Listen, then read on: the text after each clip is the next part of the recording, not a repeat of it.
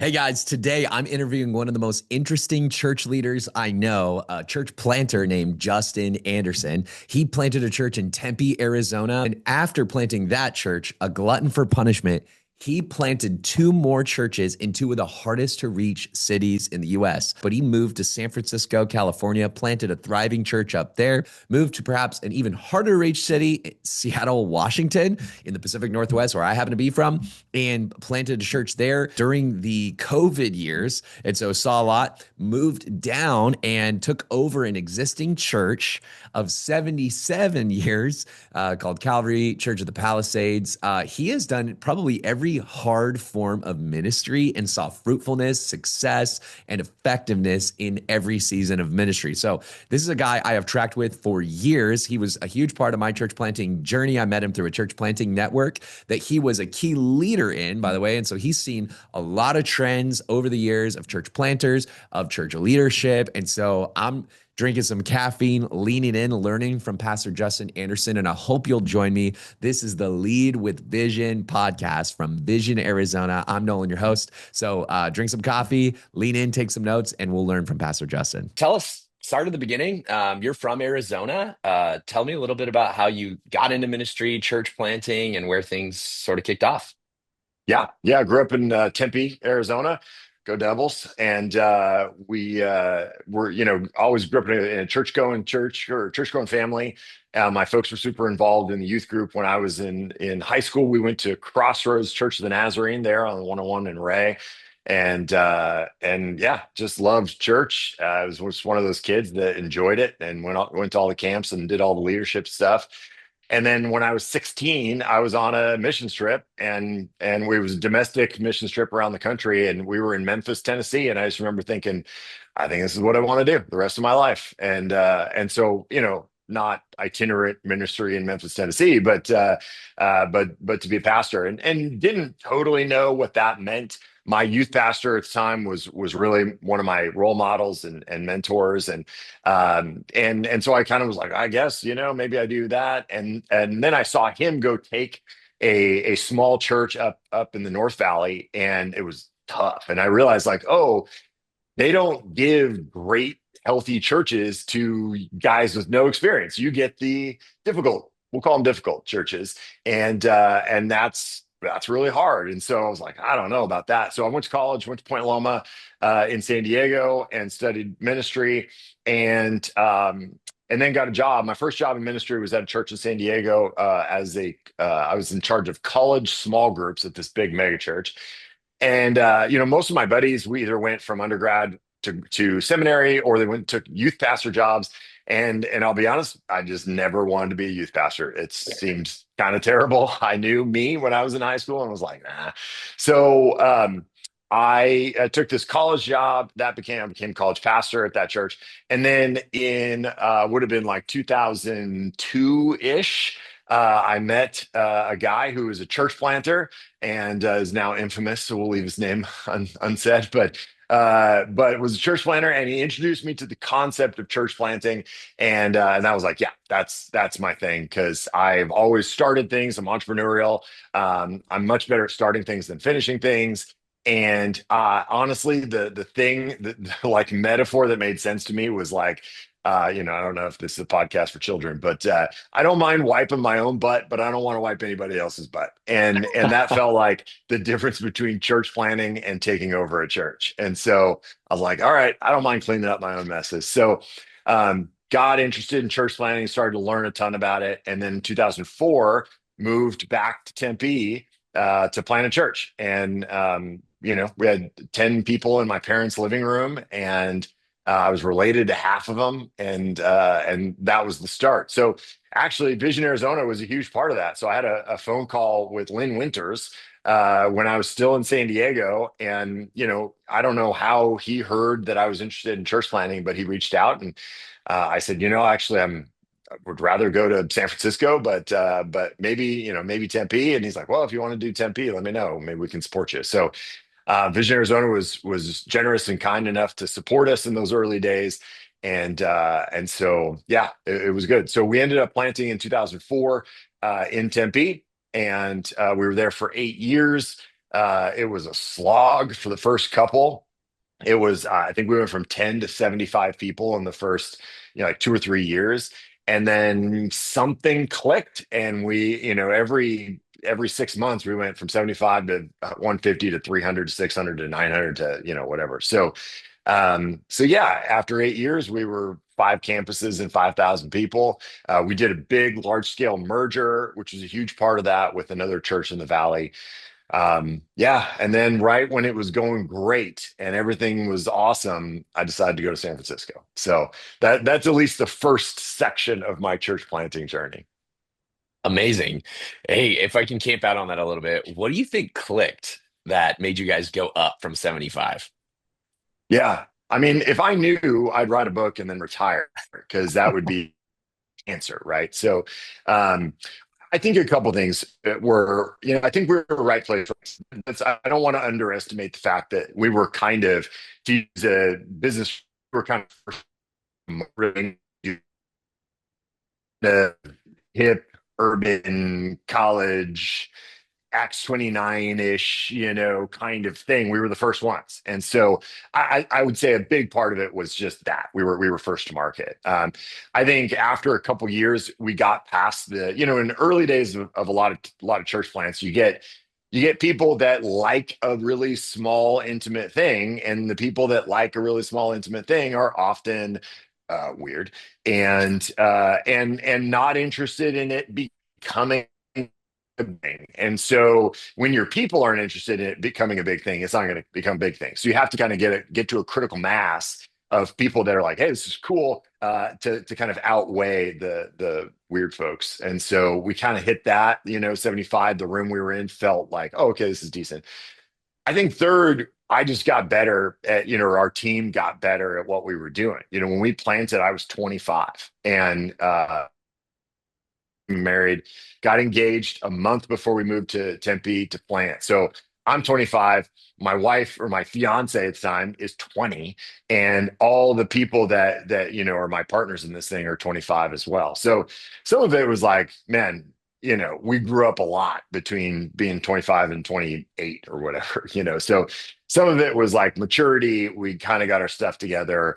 Some staffing changes probably helped, but yeah, it's always like 5 or 6 variables that kind of come together at the right moment. Mm, And then the last thing I would say is I think we found the idea of a person of peace. There were a couple of guys that found us that were really well connected with ASU Young Life or with Navigators. And that, like, they brought 10 people with them, and another guy brought 20 people with them. And then, once you find one like good looking girl who wants to come to your church, like, oh, all of a sudden there's a dozen guys, and so that's kind of part of how the social dynamics of things grow. So yeah, we just kind of hit that moment, and then once we got momentum, then it just kind of took off from there. amazing. Oh, I think that's more helpful than you realize for guys. A lot of them don't pass 75, 100. And to see those, yeah, it's these different factors, the leadership element, getting people who are persons of peace in your language. I think that's amazing.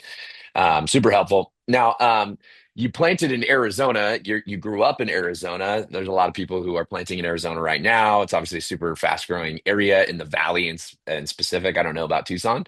No shade on Tucson, but I think it's Who growing really cares? fast. No, Yeah, lots of right. shade on Tucson. Go Devils! Lots of They're shade on Tucson. they're trash. So, no, I think for you, you've also planted in a couple of other states. You've led in other states. Yeah. Um, I guess my question is, what do you think is different about planting in Arizona from your vantage than, say, California, Washington? Yeah, so couple differences. So for your audience, I planted in Tempe, and then we planted in the middle of San Francisco, and then we planted in the middle of Seattle, and now I'm in Los Angeles. So pretty different cultures, different, urban, suburban, different. Tempe was definitely a college town, it is still a college town. So yeah, definitely different experience. I think a couple things I would say about Arizona. One is, famously, nobody's from there, right? So you're reaching, even though a lot of it is suburban. One of the challenges of urban planting is the turnover. People come to San Francisco to work a finance job or to work at Meta or whatever. They're there for 3 to 5 years till their stocks vest, and then they move on.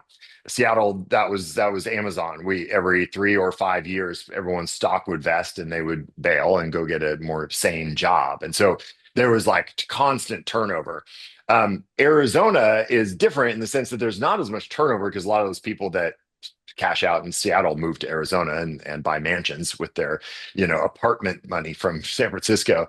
But nobody's from there. And so the rootedness is not what you might experience in other parts of the country that are just more consistent, where you've got generational kind of families that have been in a place a long time. So I think that is an element where it requires you to think about building community in ways that are both, I think, advantageous and disadvantageous. So it's advantageous in the sense that when people move to Arizona and don't know anybody, they are craving community, whether they know it or not, especially if they're moving from, a Bible Belt, South Texas, where there is some church like, hey, church is a place to find community, and that's in the back of their heads. Then, man, it's an advantage because the church can be that place. And so it's absolutely a way that you can grow as a church, is just to foster relationships, right? And I think that's a huge advantage for a place like Arizona.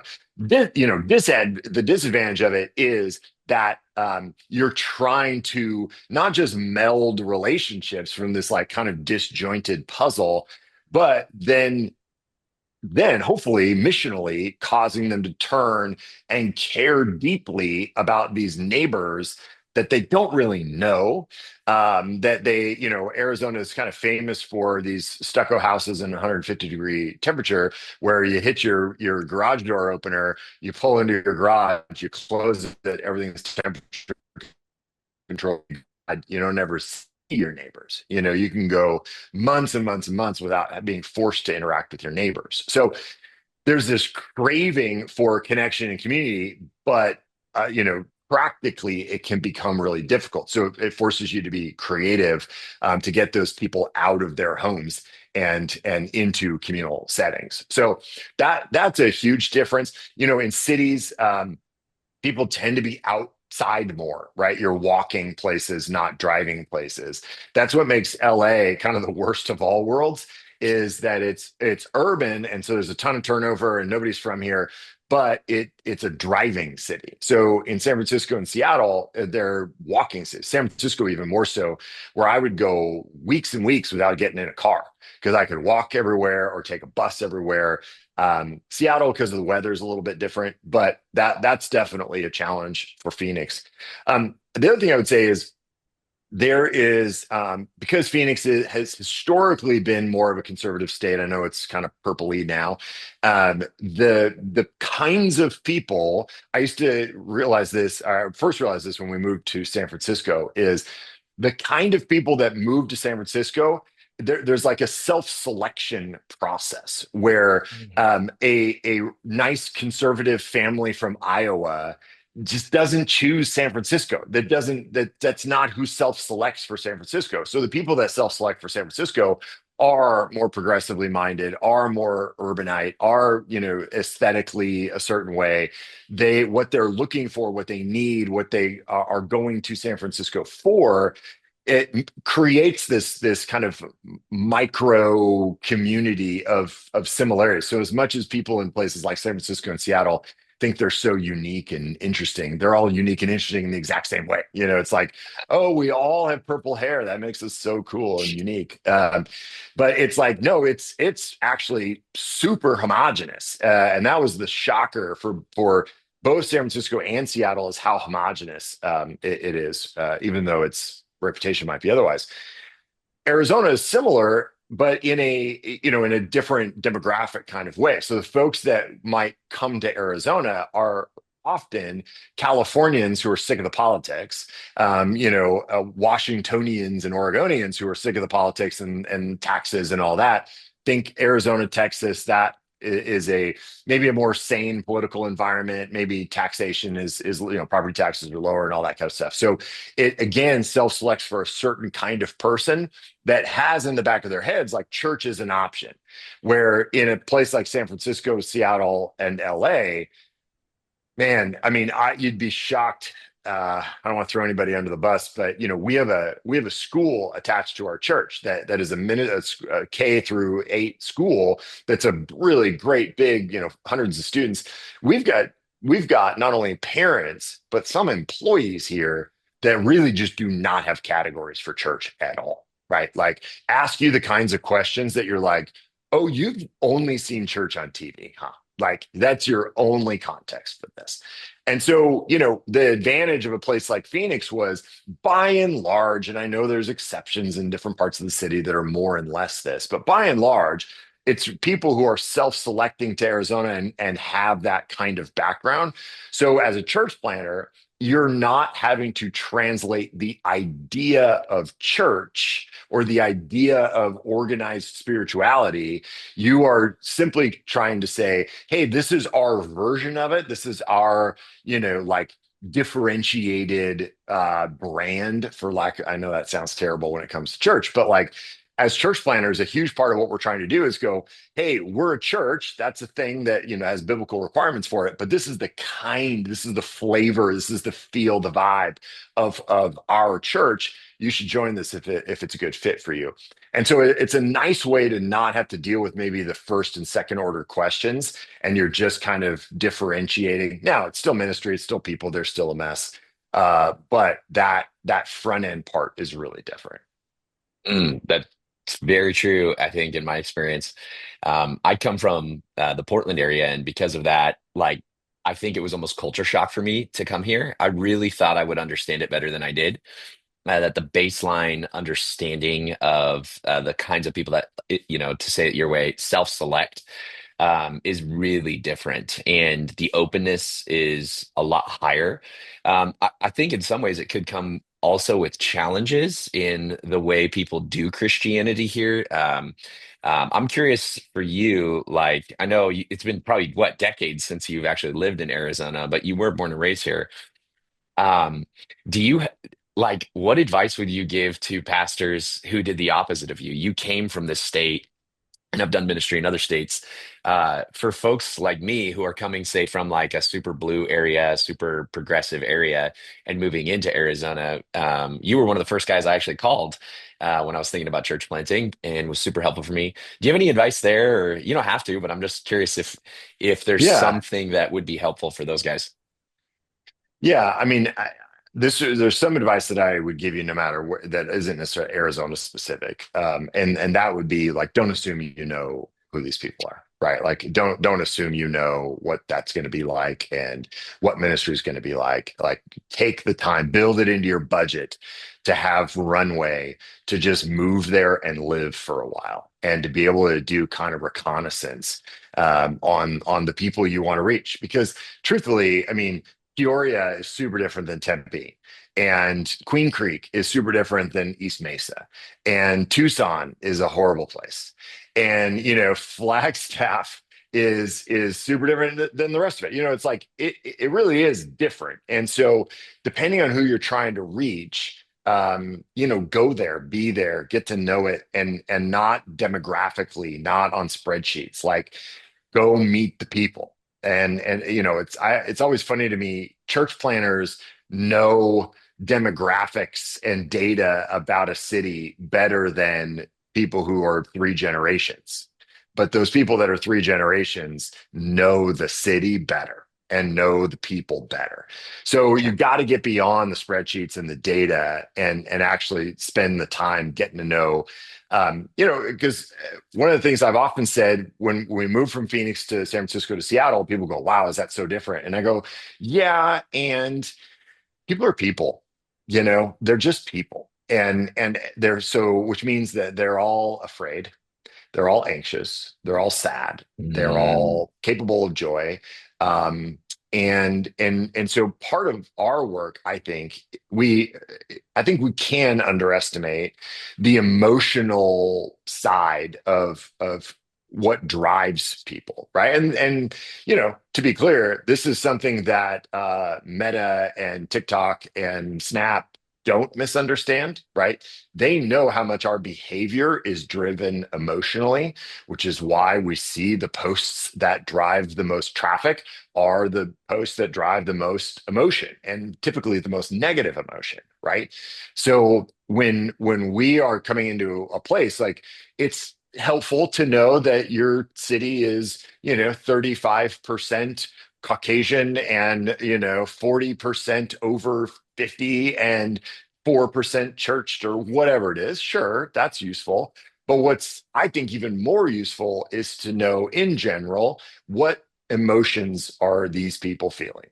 What emotions caused them to move to Arizona in the first place? Were they afraid of what was happening in California, Oregon, Texas, New York, whatever? Were they sad about it? Were they hopeful that Phoenix was going to be a salve to their problems? Like, what was driving them, and what is driving them? Because they're waking up every morning anxious, afraid, excited, whatever, all of these various emotions. And I think the more we can understand that culturally, because I do think it scales culturally, where your city, your neighborhoods have, it's not every single person feels every single thing the same way, but there are cultural emotional drivers that I think really matter. And the more we can get to know the people, the more some of that stuff comes up. So, I just hired a guy to be an associate pastor, and he has started asking people, like, what do you love about the Palisades? Like,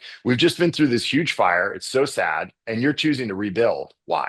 Like, what do you love about it? What differentiates it? A lot of folks that, after the fire, we had about 200 of our families between the church and the school lose their homes and have to move away. We're about 80 to 90% displaced. And so they're in places all, Santa Monica, Manhattan Beach, or the Valley, or whatever, and they can't wait to come back. And we go, why? Like, what is it? What is it that is better about the Palisades than about Manhattan Beach? And always the answers are emotional. And so, that helps us understand, like, you're making major financial sacrifices to be in this place because of an emotion you feel. Great. That's helpful to me for my preaching, for my leadership, for the tone of letters, end of year giving letters, and whatever. Like, we just sent ours out, and I'm talking about, like, how passionate we are about helping to rebuild this community. Well, yeah, I mean, that comes from 3 dozen conversations, hearing people be passionate about rebuilding our community. And so I think the more a planter can get to know that, like, know the data, that's fine, but know the people and what's really driving them. And I think it's going to inform your communication quite a bit. Dude, that's incredible. This is super helpful. Um, Now, you planted in an urban context. I think a lot of what you're sharing is the answer to my next question, so we don't have to camp out too long. But you planted in San Francisco, which is crazy, Seattle, which is maybe even more crazy, and now you're back in SoCal. I think, in my mind, being from Portland, the Navy SEALs were the ones who went, into the urban context, and then Yeah. it's just way, in my opinion, it's a lot tougher. I would say Tempe is a lot harder than where I'm at, and Surprise. But I am curious from your perspective, coming from a lot of urban church planting, what urban church planters might understand that would be helpful for suburban. I think the majority of the folks I'm meeting and hearing even listen to this podcast are planting in suburban areas. But what's something that you would give us from the front lines, so to speak? Yeah. I mean, this may be obvious, but we know, historically, culture has moved from elite institutions and elite spaces down into more common spaces, right? Like, that's culture tends to move that way, right? It's rare that culture changes from, rural Iowa, and that impacts Manhattan, New York, right? Like, that's not really how it goes. It goes from elite institutions, educational, culture making institutions, political institutions, on down to the commoners. And And so obviously the internet has changed that to a degree. Um, it has democratized that quite a bit. But going back to something I said earlier about the self-selection is, you know, people want to be around people like them, right? Mm. And that is, sometimes racial or ethnic, and in good and bad ways, right? Like, when immigrant populations come into a new place, they tend to want to huddle together because it feels safe and known in a place that feels very foreign, right? So there's good parts to that, and obviously bad parts to that as well. But I would say in this climate, the radical ability to communicate across geography, the ease at which people can move, especially younger people, and the relative cost, like lower cost to all of those things than would have been for our grandparents to move across the country or whatever, has changed the game on the way culture changes and culture shifts. And so what's nice about it for those of us in more suburban areas is we don't have to wait for the trickle down to happen. You can see pieces of it through the internet, through social media and stuff. You can see, if you're looking for it, kind of where things are going. So there's obviously very good and very bad things that come of this. To me, one of the bad things is, and this is where I think we need to be aware, is bad or crazy ideas that used to have a limit to their scope of communication, right? Like you would have a crazy person that's sitting at the bar and they're, JFK, and we didn't land on JFK was on the moon, and all this crazy. You're like, all right, Jim, and like, but like the bar was the greatest reach that he had, and you could just move to another seat. Now that guy gets on the internet and finds, Crazy Jim from Topeka and Crazy Jim from Tallahassee, and they all have their Crazy Jim chat room and create this kind of echo chamber.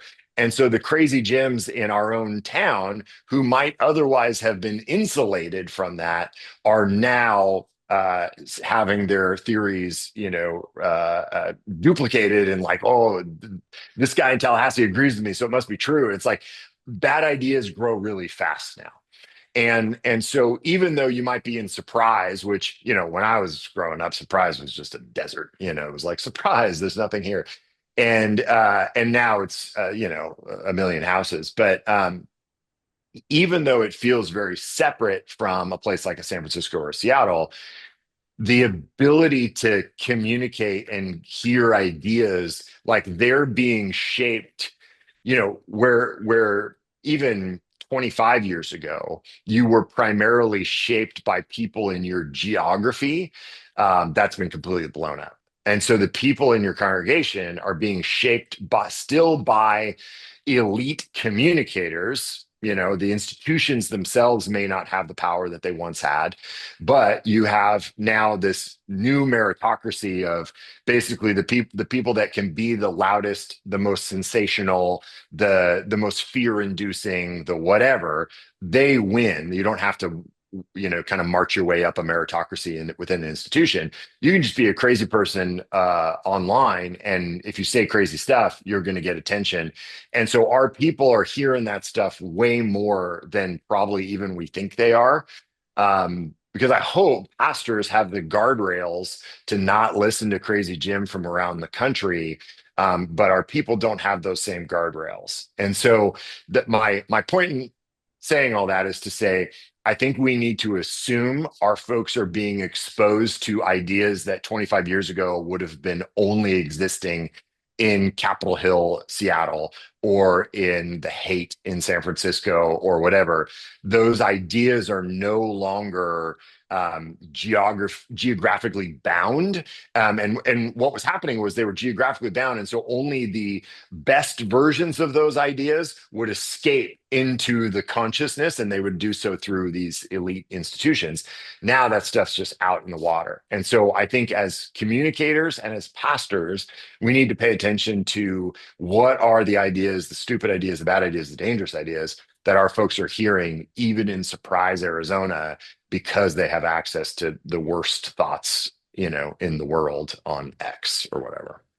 Dude, that's so good. And you might even, at least in my experience in, say, a place like Surprise, you might even go in the other direction too, based on your yeah, basically what I mean is people aren't just buying into those ideas, they're also reacting and Yeah, overreacting to those ideas 100%. and over assuming that everyone is believing some of those crazy gym sorts of ideas. And so you see this kind of polarization, not to get Yeah, necessarily political, but culturally, yeah, where everyone who is on the other side of the aisle from me thinks like this person I saw on TikTok, and it's like, well, that's not actually true. Some of those right. people are pretty rational and normal, and actually, we want to reach and love them. I think in a place like Arizona, there is sometimes a sense of, uh, I think there's both longings we're trying to appeal to, but also idols we're trying to confront. And I think churches, especially church plants, are going to attract crazy people. But as you get some stability, you want to mobilize your people on mission. And that mission requires that we don't look at our neighbor like they are crazy Jim. Yeah. And so that polarization has a negative effect on the missional side of church too. But that's super helpful, man. Hey, I want to push into this. So, you were also part of church planting networks, which is awesome. I'd love to hear because that's a bird's eye view, that's 30,000 foot understanding of church planting. I'm sure you've interacted with hundreds, if not thousands, of church planters across the nation and church leaders across the nation. Give me a little like, I think in a my assumption is that you see trends or have seen trends over the years of church planting that most of us don't Mhm. even realize we're part of. What are some trends that you're noticing that are really positive? Some strategies you're noticing across the nation that church planters are trying, church leaders are trying that are really effective. Do you see anything like that that'd be worth sharing? Yeah, for sure. I've seen, yeah. So got into church planning or exposed to it in 2002. So I'm almost 25 years into this whole world, and I've seen a ton of different things change. You talk about, we saw so much success in Tempe in large part because we were first to market, and now the market is totally saturated, and the market's really changed like crazy. And so, candidly, we were reaching mostly like disaffected youth group kids who didn't like their parents' church, and we were kind of an extension of their youth group. And it was like, we grew and it was great. And people got saved and baptized and all that. But let's be honest about what it was, right? So we were reaching millennials that whose parents, were at least they weren't boomers, but they were Gen X. And so they had less church, but they weren't unchurched. Where now these Gen Z folks, their parents were even another step removed, where there's just so much less church consciousness. So we've talked about that. The things that I'm seeing across the country. So a little bit my background, I spent a couple years. So all of my church plants were with Acts 29, and then the last two were with an organization called the Orchard Group as well. And so those two organizations that are pretty different from each other but reach across the globe has given me a pretty broad perspective on this stuff. So I think that this here's what I'm seeing is church planting is still the best way to reach new people. I have never been more sure of that. It is the best way to do mission to either the actual work of church planting itself or churches that are planting churches. Those are the two healthiest church models that I see for evangelism and for discipleship and spreading of the kingdom. And honestly, nothing's changed on that. I've always thought that, and I think that as much today as I ever have. I'm super committed to church planting. What I have seen change though is, and just I'll keep using business language unapologetically here, is the market has really changed. The landscape has really changed in terms of what it takes to get that done. There was an era, and there are probably still places where this is true, where the the church with the best preaching and music wins. And there is a large enough pool of people who want church, and they're going to just go to whoever has the best preaching and worship and parking, right? Those are the big three. and depending on where you are, children's ministry. But those places are drying up, right? And honestly, Vision Arizona did a great job of this in the early to mid 2000s, where they were often first to the places out in Gilbert and Queen Creek and Ahwatukee, and they were on the edges of the growth, and they were doing a great job. So Lynn Winters and Bill Bush and all those guys were doing an awesome job, being the best preaching music and parking. In spaces where that's what you had to do to grow, and they did, right? So Rock Point grew like crazy, and Mission and Cornerstone and all these churches did a great job of that. I do think that strategy is changing, or is less effective in places like urban centers, but even more and more in suburban places where the presumption of church isn't as strong. And so what I'm seeing is it takes better guys with clearer strategy, more time, which means more money. That's what I'm seeing. And and so let me go through that. So in a place where the harvest is ripe, you don't have to be that good of a harvester. You just kind of got to have a sickle and a hand, and you can get a bunch of stuff. Maybe you don't crush it, but you get plenty. When the harvest is not ripe and it's a slim pickings out there, you got to be good at what you do in order to get whatever is to be had. And I think that that is the number one thing I'm seeing trend wise is I had a bunch of buddies who were super good guys. I'm not trying to be critical of anybody, super good guys, and good preachers, good leaders, solid worship, whatever, and they could grow a church from nothing to three or four hundred, and get it done and have a sustainable church. Um, I think most of those guys, if they were starting out today instead of in 2008, would not survive. I do think it takes a higher caliber of guy. So you brought up Navy SEALs. We're no longer doing grunt missions. We are doing Navy SEAL missions. It is much, much harder. And so church planners, there's always been a hierarchy of the guys that are very, very good at it, and then on down the line. And I think the bar has just risen up that hierarchy, in general, but then especially in some places, right? So I think that it takes a better guy with a clearer strategy, and by clear strategy I mean clear differentiation. Like, how is what I'm doing different than what these other churches are doing? So I would use the example of, like, say, the NFL. So we've got two LA teams here in the NFL, the Rams and the Chargers. The Rams and the Chargers are competing with each other, but they're also trying to make the overall NFL pie grow, right? So they want football to grow and the NFL to grow, but they also want their slice of the pie to grow, right? And that's kind of where we're at. We want the kingdom to grow. If I was planting in Gilbert, I would go, I want Cornerstone to grow, and I want to grow. I want my piece of the pie to grow, maybe a little faster because I'm competitive with Lynn or something. But like, we're in it together.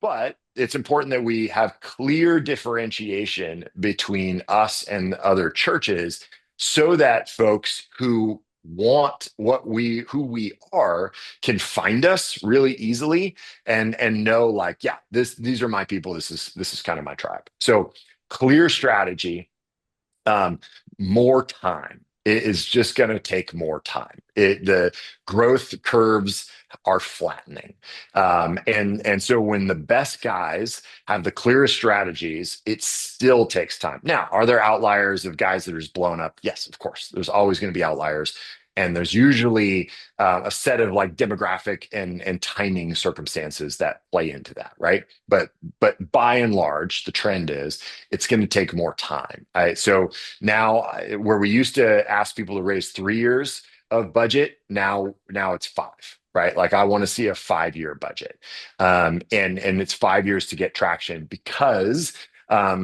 connected to that is sustainability is a bigger number today than it was 20 years ago, 15 years ago, right? Where you might have been sustainable at 200 people 20 years ago. I think it's probably 400 people now to be sustainable in most settings because the people that you're trying to reach are less church. So they're less giving, they're less generous. The giving idea is not a presumption. You got to earn it. And so your per dollar giver is lower, which means sustainability is higher. So because it takes longer, it's going to cost more money. And so, for San Francisco, we raised over $1 million. For Seattle, we raised 1.2, I think, something like that. As time, in church planting, money is time. And we felt like we needed a lot of time. And so it went better for us in Seattle than we expected. And so it ended up being a bonus. But I would say plan for 5 years and raise 5 years worth of money. So I don't know that any of that is particularly encouraging, but it is the trend I'm seeing. And I think if you can be honest about who you are and honest, like, am I the not only like you ask a pastor what their gifts are, and it's always preaching, right? They always preaching is their main gift. You go, okay, cool. But then we know that there are guys who are really good at preaching, and there's guys that are not that good at preaching. That may still be your number one gift, but it doesn't mean it's a 10 out of 10, right? So being realistic about who I am, can I do this? Am I the kind of leader, communicator, entrepreneur who can do this? Can I raise enough money? Do I have enough time? Do I have a clear strategy? That's the winning formula now. And then obviously the Holy Spirit over all of it. But hopefully that goes without saying. Yeah, for sure. If you're listening to this, you need the Holy Spirit, and if you don't have him, Yes. you should probably go get him first. Yes. That's incredible, man. So those are not encouraging, but actually helpful trends. And I think sometimes when we're analyzing whether we should plant a church and how we should approach church planting, you don't need anybody to blow smoke. You need someone like you who's willing to say the hard thing and give us some clear direction. You didn't plant the church you're now leading, though. Is that right? Right. Yeah. So I don't know if you have a little more time to answer just a couple more questions. Yeah. Um, I'd love to hear about that. Like, how's it going? You took it over. It's a different scenario than most guys. It's actually Yeah. the opposite of what everyone dreams about doing. And so Yes. you've stepped into not only yeah, it's a different season of ministry for you, I'm assuming, because you are now taking on an existing church, which I think that's really the Navy SEALs. Like church planting in some ways is they used to talk about church planting like it's so hard and all these things, and I wouldn't wish it on my worst enemies. And there's truth to that. But now that I've church planted, I'm like, you know, I'm more scared of ever having to take over an existing church. Oh yeah. Uh, you've done that. What have you learned, and what can you use from that to help church planters? Yeah, man. Yeah. So a little bit of background. Calvary Church is 77 years old. It was planted before the whole Calvary movement. So it's just they stole our name, right? We'll sue eventually, but it's yeah, long-standing church, a lot of tradition here in the Palisades. It's been the only evangelical church in the Palisades for most of its existence. And so it is very different. What the added uniqueness of this situation, obviously, is my first Sunday was January 5th of this last year. And then 2 days later, the big Palisades fire happened. And so I spent my first day in the office evacuating 400 students down to the ocean on foot. And I carried a dog for part of it, and I am not a dog person. It was quite a day. So in the process, our sanctuary burned down, or I should say burned significantly, didn't burn down. But we have a campus that did not burn, had extensive damage, but workable. And so we were off campus for about 8 months, moved back on in September of 2025 to the gym where we're doing setup and tear down. So in the months leading up to taking this role, before I knew for sure that it was going to happen, um, I I remember talking to my dad and saying, I'm nervous that I'm going to get into this thing and I'm going to be bored. I'm going to be frustrated because people sit in the same pew for 40 years, and it's just very different job than church planting. And my dad, in all his prophetic wisdom, said, well, maybe this is a good season for you to be bored. And then 2 days later, it all burned down and we were a church plant. And so never trust anything my dad says is really the lesson here. But my yeah, so I mean, from for a real positive, like day one, we were a church plant and I knew exactly what to do. And so we were in a Seventh-day Adventist church for 8 weeks. We pivoted to another church for, 6 months or whatever it was. And so all those skills in church planting came right back to me, and now we're planting a church. I have continued to call this whole thing a tragic opportunity because it has given me the opportunity to change a bunch of stuff while everything was kind of up in the air. Um, but here's what I would say, and my metaphor about wiping backsides has become very true. Um, it is, yeah, the amount of other people's messes that I have had to clean up has been brutal. And yeah, there are all kinds of challenges to church planting. I like to joke that church planters are like God, right? In the sense that we are creating ex nihilo out of nothing, and that's a challenge, but changing something that has existed for 75 years is way harder for me, at least. It's not as enjoyable because when people walk in the doors of a church plant, it is whatever you've decided it is, right? And so they may decide to walk back out those doors and never come back, but they're not there already when you show up going, well, this is what we did in the 70s. We should try that again, which is a phrase I have heard a number of times. Like, oh, we need more kids in the youth department. Well, in 1976, we had, we're like, oh, wow. Okay. So before I was born, this is a great strategy. I love where this is going. So, undoing patterns and expectations and all that is a very unique challenge. So with the sanctuary burning, we are taking this as an opportunity to actually tear down part of it that doesn't require being torn down, but was a really wonky design and doesn't make any sense. And so being able to communicate, hey, we should take an extra year and an extra $5 million to tear down this building you guys built because it was really poorly done, is a message you have to communicate with a lot of grace and tact. And I don't have a lot of either of those things. And so it's been a big challenge to kind of um, reframe people's mindsets without losing them, right? Because in a church plant, you go, hey, we do things this way. And people come in and go, oh, I like that. Great. Or I don't like that. And they leave. But when I go, hey, you guys have been doing elders this way, I think we should do elders this way, I run the risk of everybody who's already said yes to this kind of elder will say no to this new thing, as an example. And so figuring out like what are the battles worth fighting, what are the levers I can pull that will have the biggest impact with the least amount of fallout, um, and just having to be a little bit more using a light touch to make changes is not something I'm used to at all, and it does add an extra layer of complexity to leadership decisions.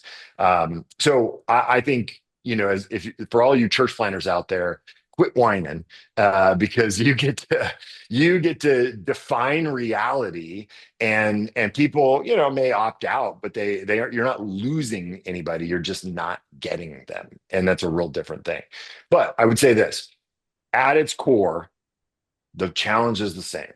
I'm trying to understand people and get those people to follow Jesus.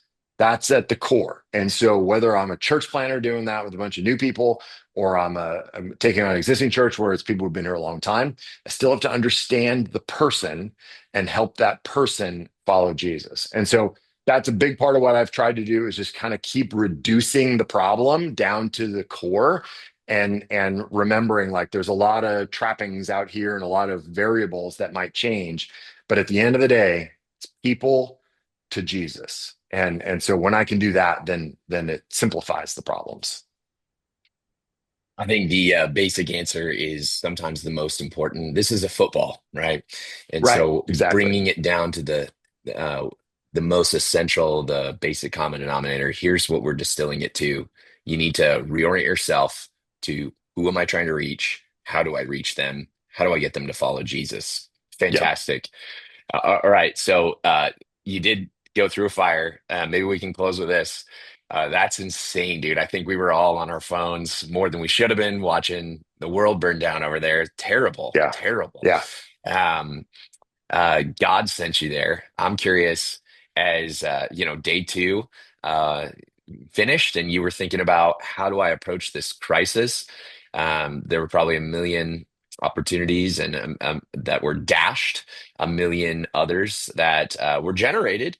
I'm Yeah. curious how you approached crisis and what you take away from a season of leading through crisis.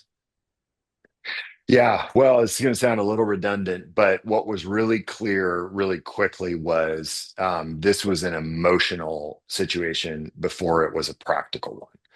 And so, yes, there would be decisions to make, and yes, there'd be things to rebuild, and yes, there's a lot of insurance battles to fight and all of that. But the very first thing, and still today, we just got through Christmas, and we were still aware a year later, like this is the first Christmas people are going to be not in their homes. And a number of, a large number of people had been in their homes for 30, 40, 50 years. And so this is the first Christmas not in the living room with their kids that their kids grew up in, that they brought their kid home from the hospital to, and now it's a pile of ashes.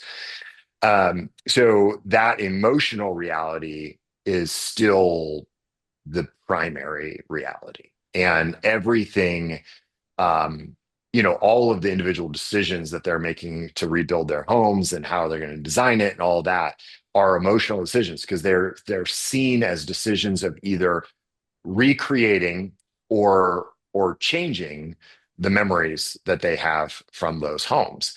And so I am not a particularly emotional person or emotionally savvy person.